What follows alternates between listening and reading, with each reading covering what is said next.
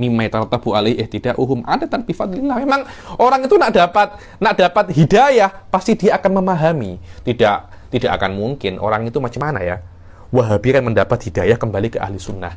Secara ada tidak akan mungkin itu terjadi kecuali dia mengikuti SOP cara bagaimana memahami Al-Quran wa sunnah yang benar. Bagaimana itu? Dengan cara mengembalikan mutasyabihat ke muhkamah. Dan itu tidak akan bisa terjadi kecuali dari awal dia itu sadar bahwasanya muhkamat itu mempunyai banyak sekali makna, dan itu akan menjadikan dia secara adah yakni terus bertanya dan ingin terus mendalami apa makna yang benar daripada ayat mutasyabihat ini. Kemudian dia mencari ayat-ayat yang lain yang lebih jelas daripada ayat ini. Kemudian ayat yang lebih jelas ini akan menjadi tafsir dengan ayat yang mutasyabihat. Ketika itu otomatis dia akan memahami apa makna ayat mutasyabihat. Ketika dia memahami, biasanya oleh Allah diberi hidayah untuk tunduk terhadap apa yang sudah dia pahami kebenarannya.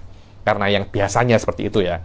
Tidak semuanya, kadangkala ada orang itu sudah paham, tapi dia tak nak tunduk. Karena itu yang namanya iman itu gabungan daripada dua hal. Anda tahu dan Anda tunduk. Anda tahu bahwasanya Rasul adalah Nabi, dan Anda tahu bahwasanya Allah adalah Tuhan. Setelah itu baru Anda baru Anda tunduk dengan makna Anda mengakui dan mau untuk mengamalkan apa yang Anda yakini. Itu yang namanya beriman. Ada dua hal, mengetahui dan Anda tunduk. Mengetahui ini bukan perkara yang irodi, tapi tunduk perkara yang irodi. Maknanya Anda mengetahui itu tidak masuk di dalam keinginan Anda, tapi setelah Anda mengakui, Anda nak mengamalkan, nah itu beza lagi. Itu beza lagi. Biasanya kalau Anda sudah mengetahui, Anda akan mengamalkan. Tapi ada beberapa case, bukan hanya beberapa case, banyak case.